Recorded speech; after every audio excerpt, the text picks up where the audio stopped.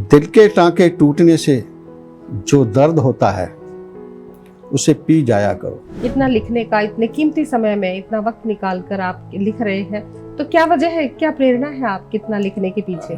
इसमें प्रेरणा इसकी जो मुझे मिली है, एक तो आपकी रचनाएं मैंने काफी पढ़ी हैं। अच्छा जी। सुशील जी की पढ़ी है। तो अंदर से क्या फील होता है कि नई रचना लिखनी है, तो क्या सोचते हैं कि कल मतलब संस्था में जाना है? एक बहुत अच्छा मैंने मंथन में सीखा है, जी। जो गोष्ठी के बाद में वो उस पर विचार विमर्श करते हैं, समीक्षाएं होती हैं और उसमें जो भी उनको लगता है कि इसमें ये होना चाहिए था, वो उनको भाषा समझाते हैं, बताते हैं कि ये इसमें ऐसा लिख सकते हैं आप। कुछ ही तो वक्त बचा है इस जमाने में जीने को, इन पत्थर दिल वालों के बीच खून के आंसू मत बहाया करो।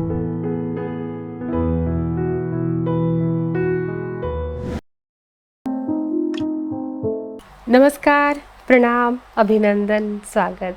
दोस्तों, मैं आपकी सखी यानी उर्मिल सखी हाजिर हूँ लेकर कार्यक्रम दस्तक दिल की बात कलम से।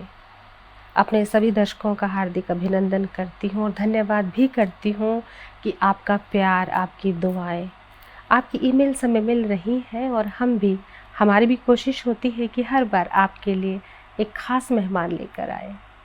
और आप जानते हैं, दस्तक दिल की बात कलम से कहने के लिए इस कार्यक्रम में आपकी मुलाकात होती है एक ऐसी शख्सियत से जो अदब में, साहित्य के फलक पर अपनी उड़ान पर है, अपनी पहचान पर है, यानी अपनी ख़ास पहचान रखते हैं, समय की दीवार पर अपने हस्ताक्षर कर रहे हैं। इस कड़ी में आज हम आपको जिनसे मिलवाने वाले हैं, मैं उनके बारे में आपको बता दूं कि आप सेंट्रल फॉरेंसिक साइंस लैब में साइंटिस्ट हैं, CFSL, और साइंटिस्ट होने के साथ साथ आपने अपने विषय पर भी पूरी एक मुकम्मल पुस्तक लिखी है और इसके साथ आपने 2 उपन्यास भी लिखे हैं जो काफ़ी मकबूल हैं और कविताएं भी कहते हैं और चंडीगढ़ की लगभग सभी संस्थाओं में आप शिरकत करते हैं, कवि सम्मेलनों में जाते हैं, संगोष्ठियों में आपकी उपस्थिति होती है। बड़े गर्व की बात है कि आपकी उपस्थिति बड़ी गरिमापूर्ण होती है और आज आप हमारे साथ हैं। तो दोस्तों, देर कैसी, मुलाकात करवाते हैं एक ऐसी शख्सियत से, ऐसी हस्ती से जो कि अपने बारे में बताएंगी, जीवन के खट्टे मीठे अनुभव, अपनी ज़िंदगी की उबड़ खाबड़ पगडंडियों पर चलते चलते किस तरह से लिखे उपन्यास अपने साझा अनुभव करेंगे। वो उपन्यास के माध्यम से भी होंगे और अपनी बातों के माध्यम से भी होंगे खट्टे मीठे अनुभव ज़िंदगी के। और तो देर कैसी, करते हैं मुलाकात। जी हाँ, मैं बात कर रही हूँ रमेश चंद्रा जी की। रमेश चंद्रा जी, आज आप स्टूडियो में आए, दस्तक में, जस्ट टीवी के प्रांगण में दस्तक दी दिल की बात कलम से कहने के लिए आपका बहुत बहुत स्वागत है। बहुत बहुत शुक्रिया। जस्ट टीवी के सभी दर्शकों को मेरा प्रणाम। बहुत बहुत शुक्रिया आपका और आपके चैनल का बहुत बहुत शुक्रिया अदा करता हूँ जी। और चंद्रा जी, आप एक सेवानिवृत्त हो चुके हैं CFSL से, सेंट्रल फॉरेंसिक साइंस लैब। आप एक साइंटिस्ट हैं और आपके 2 उपन्यास हैं, आप कहानियाँ भी लिखते हैं, प्रकाशित होती हैं आपकी पुस्तकें, रजिस्टर्ड राइटर हैं, आपने फिल्म जो वहाँ पे रजिस्टर्ड किया हुआ है, आपने अपने कॉपीराइट किया हुआ है अपने उपन्यास का भी, मेंबर हैं आप फिल्म एसोसिएशंस के। और आपसे आज हम बहुत कुछ जानेंगे, आपकी ज़िंदगी के बारे में भी, आपकी कविताओं के बारे में भी, और बात करेंगे आपके उपन्यास पर भी। तो शुरुआत करते हैं। सबसे पहले हमारे जो दर्शक हैं वो जानना चाहते हैं कि आज हमारे जो मेहमान आए हैं वो कहाँ के रहने वाले हैं, उनकी पढ़ाई लिखाई, शिक्षा, नौकरी, क्योंकि वो बेसिक जानकारी आपके जीवन पर प्रकाश डालती है, कहाँ से हैं। और उसके बाद हम बात करेंगे कविताओं पे। तो आपसे विनती करती हूँ, आप अपने बारे में बताइए कि अपनी पढ़ाई लिखाई, शिक्षा, जन्म के बारे में। मेरा जिला अलीगढ़ उत्तर प्रदेश में पड़ता है और वहाँ एक छोटा सा गांव है। तो 5वीं क्लास तक मेरी पढ़ाई उस गांव में हुई है, बिल्कुल विलेज गांव। पहले ऐसे ही होता था। हाँ 5वीं 8वीं तक गांव में ही होते थे, बाद में मौका मिलता था बाहर जाने का।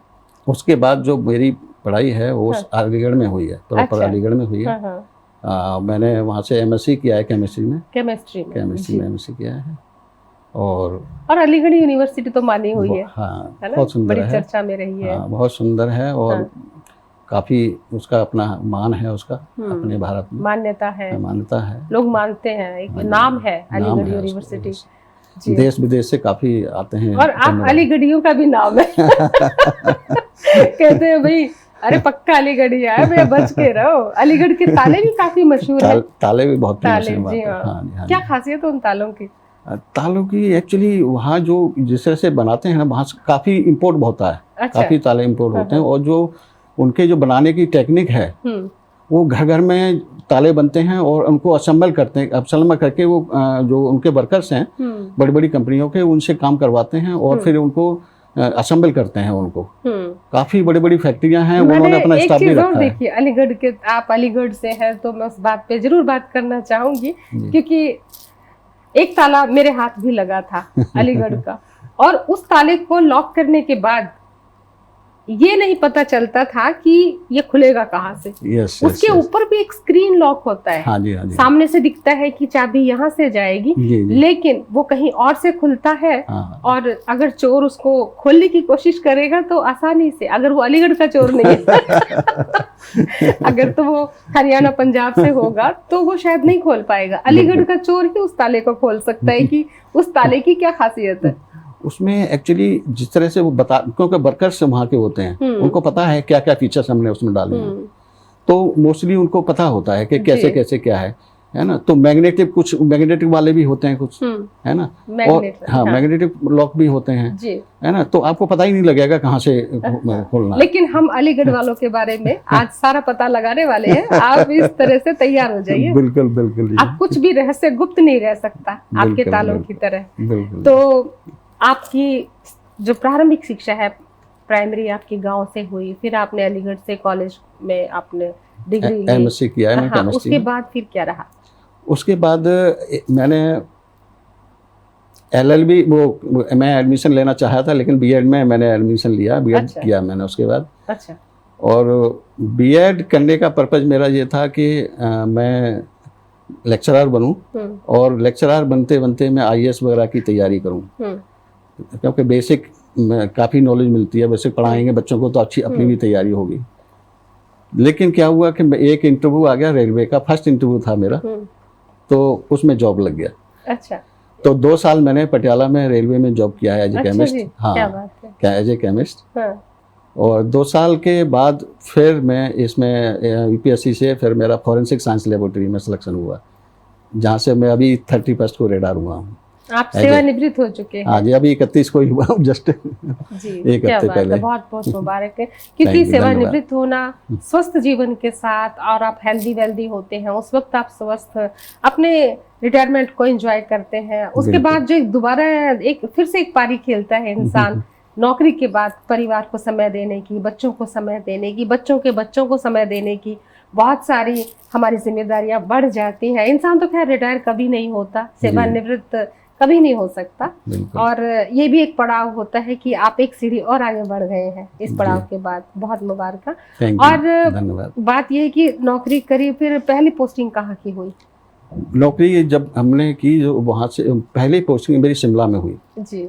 पहले जीकुडी हुआ करता था, गवर्नमेंट एग्जामिनर क्वेश्चन डॉक्यूमेंट जी। ये एक्चुअली अंग्रेजों ने एस्टेब्लिश किया था उस समय शिमला में जी, सेकेंड वर्ल्ड वॉर के समय में जी। और जब कोई गुप्त संदेश आते थे तो उसको डिसाइफर करते थे। ओके। हाँ, तो सबसे पहले अंग्रेजों ने वहाँ पर उनको एस्टेब्लिश की लैब।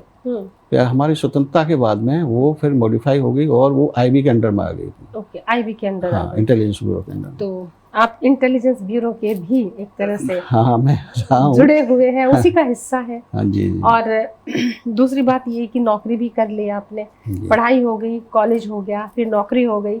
तो ये जो सफ़र है, साहित्य का सफ़र है, इस पर दस्तक दी आपने, और इसके ऊपर भी बहुत सारी बातें हम करेंगे आज आपसे।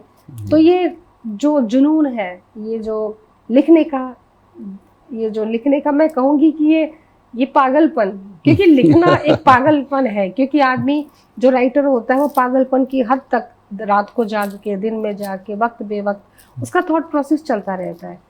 कहते हैं कि जैसे दीवाना होता है तो लेखन भी एक दीवानगी है, तो इस दीवानगी में आप कैसे जुड़े? आपको ये दीवानगी कब हुई कि आपको लिखना है? एक्चुअली मैं अलीगढ़ का हूँ। अलीगढ़ हाथरस पास में ही है। काका हाथरसी वहाँ रहे हैं, निराला जी वहाँ हमारे रहे हैं, तो इनको हमने पढ़ा है, सुना है। तो वो वहाँ से हमें स्टूडेंट लाइफ से ही था मोटिवेशन हमको। वहाँ से हम शुरुआत हमने कर दी थी। तो जब मन करता था लिखने बैठ जाते थे। तो पढ़ने के साथ साथ फिर इतना टाइम नहीं मिला हमें, लेकिन इंटरेस्ट बहुत था। सुनने का शौक रहा, सुनने का शौक था, लिख नहीं पाए। हाँ, तो जो लिखने का वक्त है वो तो जिस तरह से मेरा ख्याल से आप दिल्ली से जब अलीगढ़ से शिमला जाते थे, लंबे सफर होते थे, आज की तरह थोड़ी ना कि फ्लाइट पकड़ ली, आधे घंटे में पहुंच गए। लंबा सफर होता था तो शायद वहीं से बिल्कुल सही कहा जैसे कि आपने। आपसे बातचीत से पता चला था। बिल्कुल सही कहा आपने। हाँ। ये हम जब शिमला से आते थे जी। तो ट्रेन से आना है तो सुशील हसन नरेल भी और हम सामने बहुत अच्छे शायर हैं, गजल में आज बड़ा नाम है। जी जी जी, आपके मित्र हैं? हाँ, मित्र हैं और हमारे एक ही डिपार्टमेंट था जी। तो हम जब आते थे तो आमने सामने की सीट लेते थे। अच्छा। ट्रेन स्पीड स्लो होती है शिमला में, वहाँ पर आती थी तो नेचर के बारे में हम लोग ये जब देखते थे तो नेचर का खुद बनाते थे, वो भी बनाते थे, मैं भी बनाता था। तो हमारी वहाँ से स्टार्ट हुई है, वहाँ से शुरुआत हुई है। दो जने आमने सामने की सीट पर बैठकर कविता करते हैं, शायरी करते हैं, उसी समय बनाते थे, उसी नेचर पे। हाँ, उसी समय थॉट प्रोसेस होता था। कलम से भी कह रहे हैं, दिल से भी कह रहे हैं और दस्तक दी है आज हमारे प्रांगण में जस्ट टीवी के। जी हाँ, रमेश चंद्रा जी। तो सवालों की झड़ी उन पर है, बता रहे हैं जीवन के बारे में, पढ़ाई, शिक्षा, नौकरी और कहाँ से हुआ उनका साहित्यिक सफ़र शुरू। बता रहे हैं कि ट्रेन से सफ़र किया करते थे तो उस दौरान लिखी जाती थी दोस्त के साथ मिलकर रचनाएं। आगे भी हम इस सफ़र को और आगे बढ़ाते हैं क्योंकि ट्रेन का सफ़र तो उन्होंने कर लिया, अब आगे का सफ़र हम लेके चलते हैं उनके पास। तो चंद्रा जी, जैसे कि आपने बताया कि ट्रेन में जब आप लिखते थे तो आप दोनों में प्रतियोगिता होती कि किसकी रचना बहुत अच्छी है? सुनाते थे तो फिर जब दोनों एक दूसरे को सुनाते थे और दोनों करेक्शन करते थे आपस में, दोनों कि अच्छा। इसमें ये लाइन ये शब्द आना चाहिए। अच्छा। हाँ, आपस में दोनों का ये इसमें ये आना चाहिए, ये आना चाहिए। वहाँ हमारा विचार विमर्श होता था वहाँ पर। शुरुआत किससे हुई थी? गीत से, कविता से? हाँ, कविता से हुई थी। कविता से हुई थी। तो फिर कविता का जिक्र आ गया है तो कविता से मुलाकात करते हैं। आप बहुत अच्छे कवि भी हैं, तो एक कविता भी सुना दीजिए। बिल्कुल बिल्कुल जी।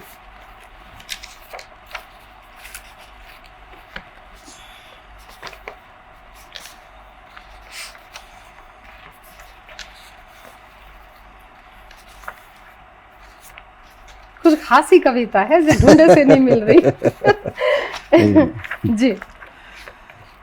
फिलहाल शुरुआत करते हैं, छोटी सी कविता है। जी। शुरुआत हमेशा छोटी रचना से होती है, लेकिन आपकी शुरुआत एक बड़ी शुरुआत भी है, इस पर हम बात करेंगे, लेकिन छोटी शुरुआत से बात करते हैं। धन्यवाद। आंसुओं को बहुत समझाया, आंसुओं को बहुत समझाया कि तुम बेवक्त मत आया करो। वक्त बेवक्त मत आया करो। दिल के टांके टूटने से जो दर्द होता है उसे पी जाया करो। कुछ ही तो वक्त बचा है इस जमाने में जीने को, कुछ ही तो वक्त बचा है इस जमाने में जीने को। इन पत्थर दिल वालों के बीच खून के आंसू मत बहाया करो। क्या बात है। कविता कहने में छोटी है लेकिन जिंदगी का पूरा सार छिपा है इस कविता में, और इस फलसफे को कोई मतलब इसको कोई समझ लेगा, इसको फॉलो करेगा, इस पे चलेगा पद चिन्हों पर, तो यकीनन वो जिंदगी पे जीत हासिल कर लेगा। बहुत ही खूबसूरत कविता है। और लगे हाथों एक और कविता पर भी बात कीजिए, एक और कविता पे बात कर लेते हैं।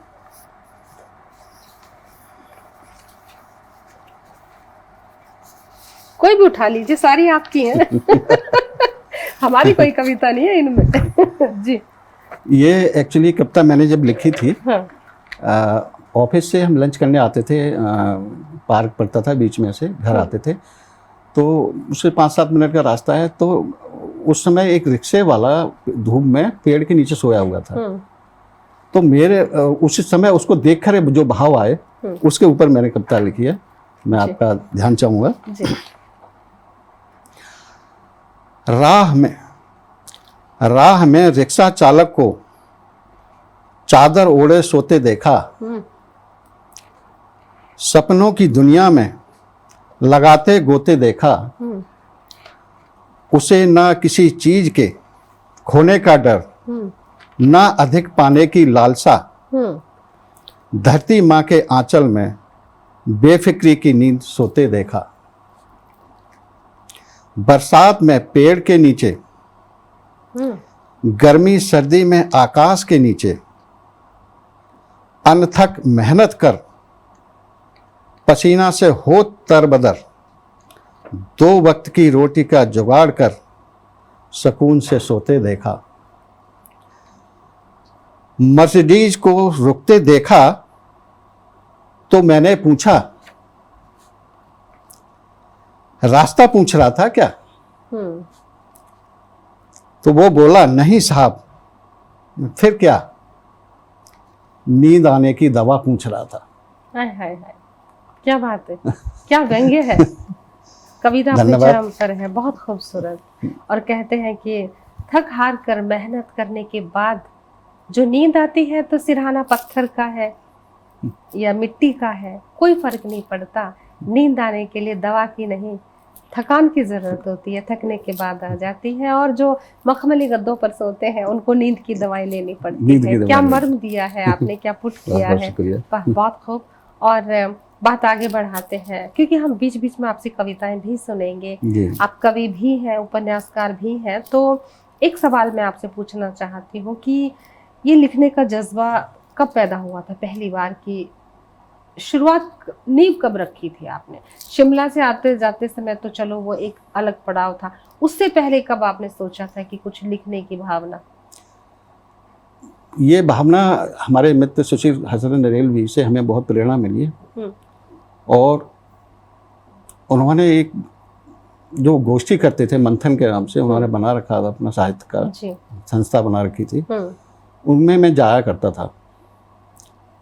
और उनमें मैंने उनको सुना, अच्छे साहित्यकार को उनको सुना। और साहित्यकार संगोष्ठी में काफी आते हैं, उनको सुना मैंने।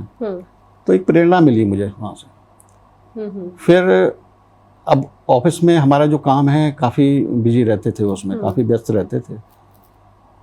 तो जब हम कोर्ट में एविडेंस देने जाते थे ऑफिशियली, जब केसों में, तो 2-3 दिन लग जाते थे। जैसे कहीं जा रहे हैं आप बाहर, एक स्टेट से दूसरी स्टेट में एविडेंस कोर्ट में जा रहे हैं, तो रास्ते में टाइम मिलता था बहुत। तो थॉट प्रोसेस वहाँ से शुरू होता था जी। आप इतना लंबा सफ़र कर रहे हैं तो आप कैसे बैठेंगे आप? तो उस समय हमारा थॉट प्रोसेस होता था। और जो भी डायरी होती थी उसमें नोट करते थे और होटल में जाके फिर हम उसको लिखने की कोशिश करते थे, जो शब्दों को उनको पिरोने की कोशिश करते थे। क्या बात है। हाँ। तो लिखने का मौका ज्यादातर आपको सफर पे रहा? सफर में रहा है। सफर के बिल्कुल मुसाफिर हैं आप। जी जी। सफर के जो है लेखक, मैं ये कहूँगी सफर ने आपको लेखक बनाया है। सफर ने लेखक बनाया, ये कह सकते हैं हम लोग जी। बहुत खूब। और मुझे ये बताइए कि आप कहानी नहीं लिखते कि लिखने की कोशिश नहीं की कभी? एक्चुअल में क्या, जब मैं लिखने बैठा तो मैं जब लिखने बैठा तो पात्रों के साथ में जस्टिफिकेशन करते करते मैं उसमें जस्टिफाई उसको कर पाता हूँ, मैं उसमें उपन्यास में कर पाते।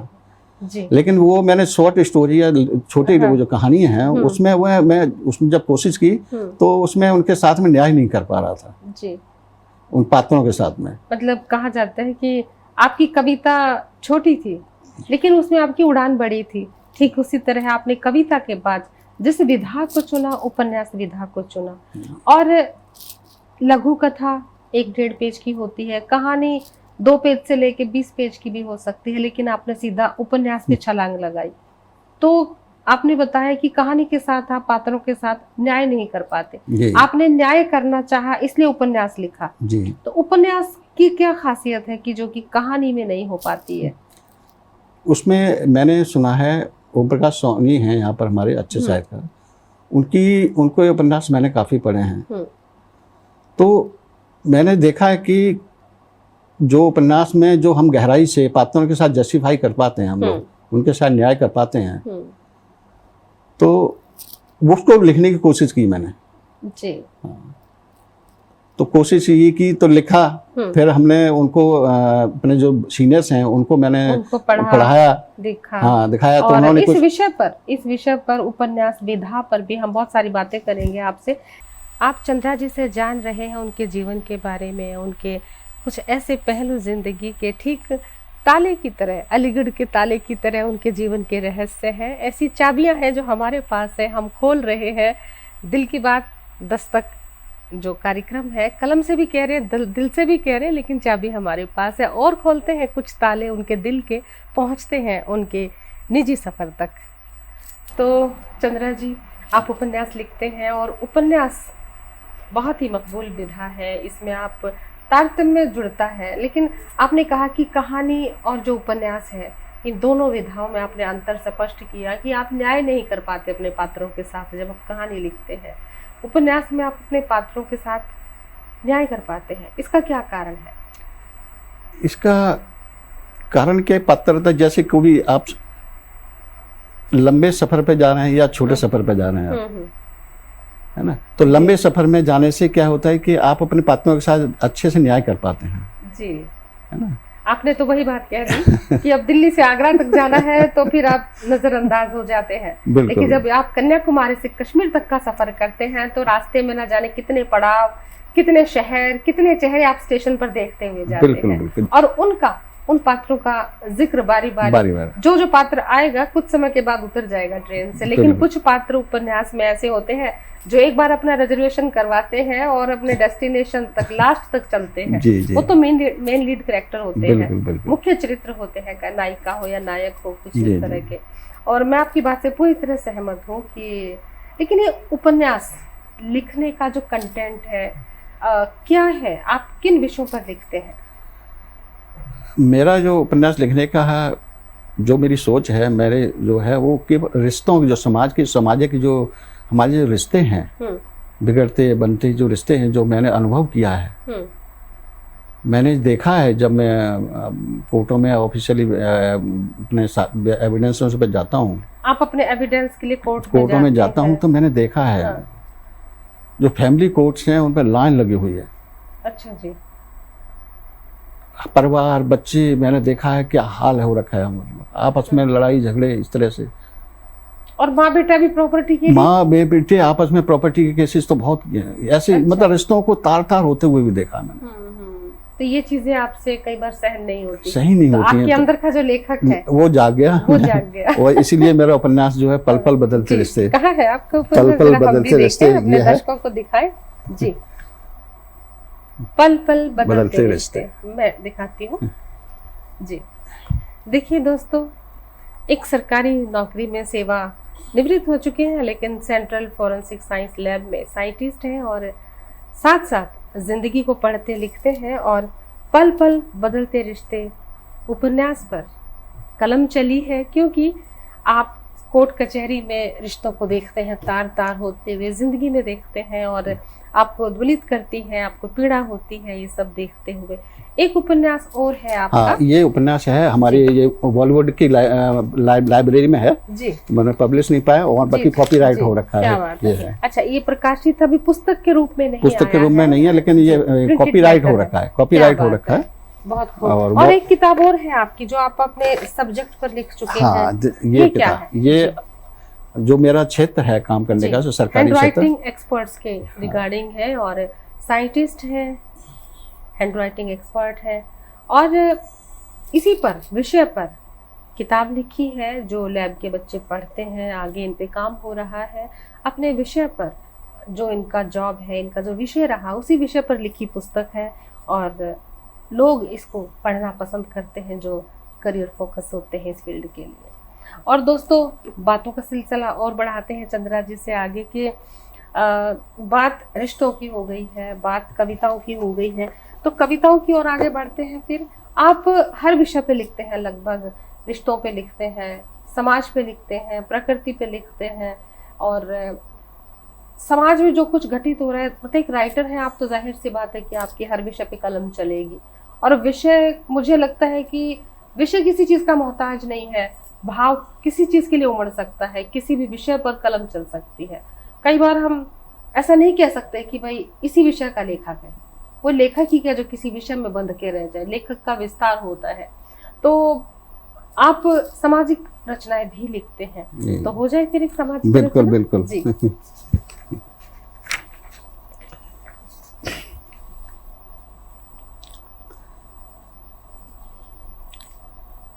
न करो दंगे फसाद, न करो दंगे फसाद मजहब के नाम पर, न करो अत्याचार जाति के नाम पर, न करो राजनीति धर्म के नाम पर, न फैलाओ घृणा अछूत के नाम पर, और न करो गर्भपात बेटी के नाम पर। क्या बात है। न बनाओ अखाड़े मंदिर मस्जिद के नाम पर, न काटो न बांटो समाज को जाति व धर्म के नाम पर, न तोड़ो समाज की एकता घमंड व द्वेष के नाम पर, न तोड़ो किसी की मूर्ति नफरत के नाम पर, न करो अपमान वीर सैनिकों के नाम पर, क्योंकि सबसे निराला प्यारा देश हमारा अलग अलग धर्म और भाषा को सजोए मंदिर मस्जिद चर्च गुरुद्वारे आदर करता भारत देश हमारा। भाईचारे की मिसाल है देश में, नदियों की सौगात है देश में, सौंदर्य प्रकट की छटा निराली, स्वर्ग से सुंदर भारत देश हमारा। क्या बात, बहुत खूब। कड़कड़ देशभक्ति से भरा मानव जात की यही परंपरा, देश के लिए मर मिटने को तैयार जान से प्यारा भारत देश हमारा। क्या बात है। इसमें सामाजिक सरोकार तो है ही, लेकिन इसमें कहीं ना कहीं राष्ट्रभक्ति भी मुखरित होती है। दोनों विषयों को आपने एक सूत्र में बांधने का काम किया है चंद्रा साहब। और बात ये भी है, और एक व्यंग्य में भी आप लिखते हैं। व्यंग्य यानी कि आप व्यंग करते हैं पात्रों के माध्यम से, और पात्र भी कैसे चींटी को पात्र बना के आपने व्यंग्य लिखा है। इसका मैं एक बताता हूँ, ये कैसे कविता लिखी थी। ब्रेक में टाइम में ऑफिस में हम चाय पीते हैं अपने कुलीग के साथ में, जब तो एक मेरे कुलीग की प्लेट में, चाय की प्लेट में एक चींटी आ गई। अच्छा। तो हमारी एक लेडीज कुलीग थी, तो उनको पता था साहब लिखते हैं ये, तो उन्होंने कहा सर चींटी आ गई है, इसके ऊपर कविता लिखनी है आपने। अच्छा। तो उसके ऊपर मैंने लिखी है। अच्छा। हाँ जी जी, स्वागत है। चीटा बोला चींटी से, चीटा बोला चींटी से चलो शादी रचाएं। अच्छा। चींटी बोली अभी नहीं, उसने अभी 40 बसंत ही तो पार किए हैं। चींटी बोली। अच्छा। चीता बोला प्रिय बुढ़ापे में बच्चे नहीं पलेंगे। चींटी बोली मैं ना बच्चे पैदा करूंगी, ना ही उनका पालन पोषण करूंगी। मुश्किल से जो सुंदर शरीर बनाया है मैं उसकी रक्षा करूंगी।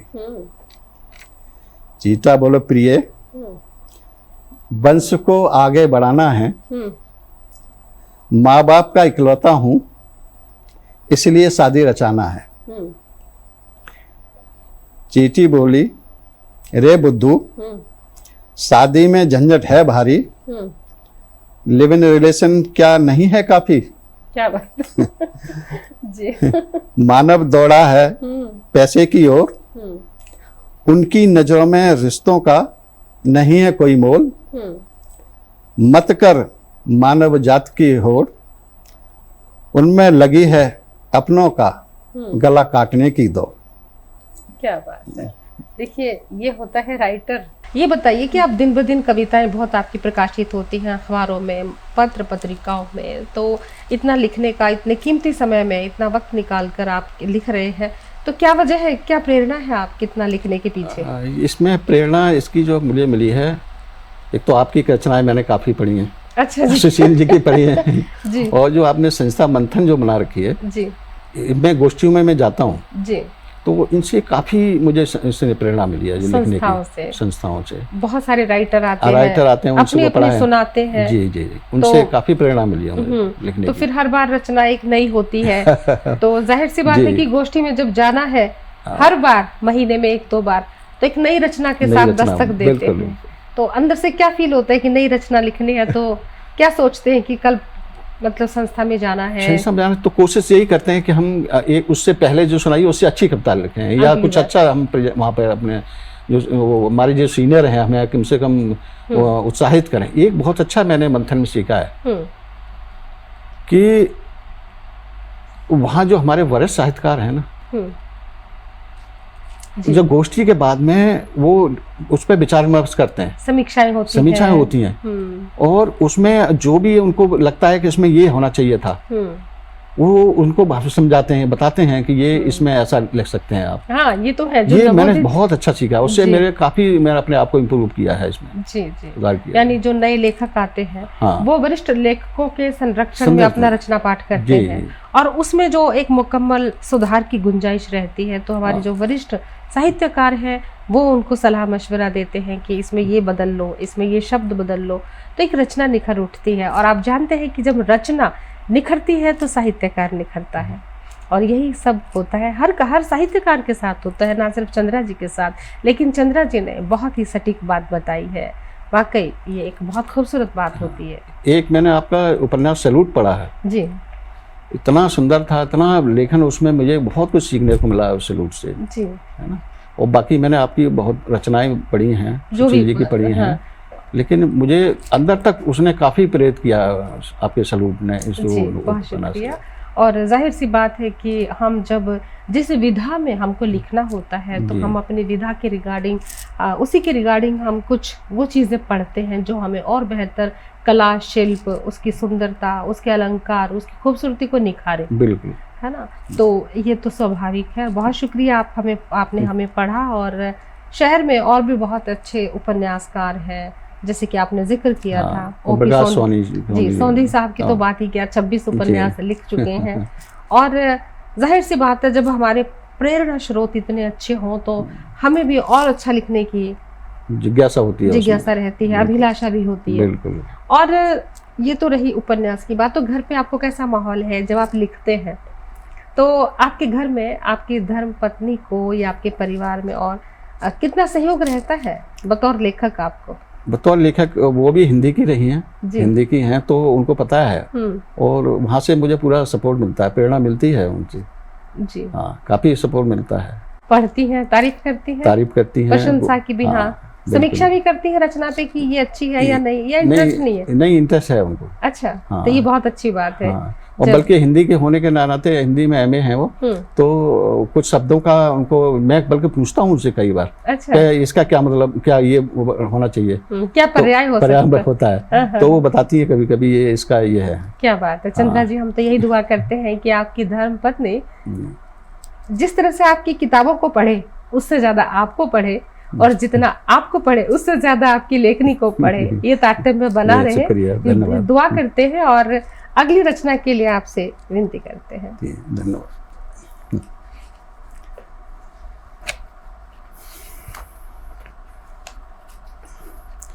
ये मेरा जस्ट ऐसे ही पार्क में जाता हूँ सुबह घूमने के लिए जी, तो नहीं ऐसे ही क्यों जाते हैं आप? माशाल्लाह फिट है।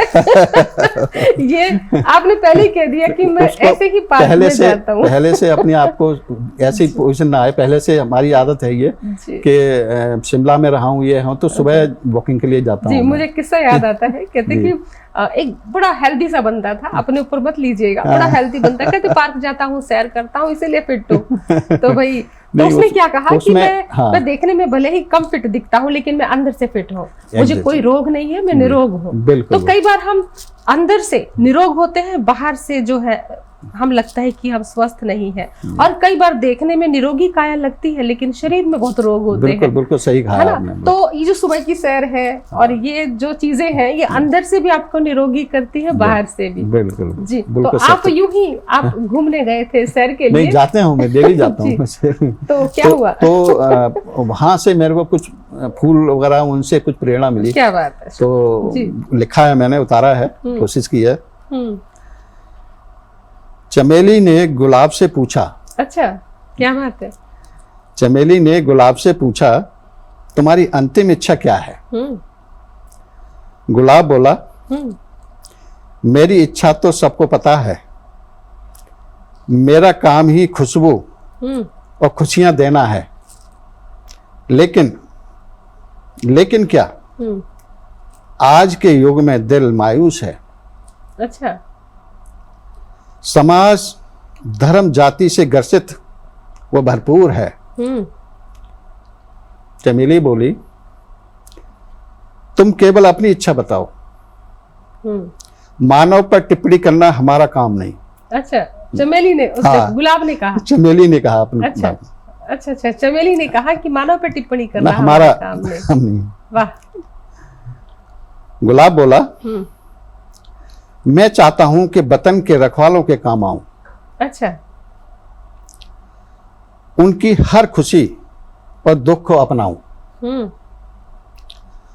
अंत में गुलाब ने चमेली से पूछा, मेरी जिज्ञासा क्यों बढ़ा रही हो? मेरी अंतिम इच्छा क्यों पूछ रही हो? चमेली बोली, मैं तुम्हें अपना भविष्य देख रही हूं। अच्छा।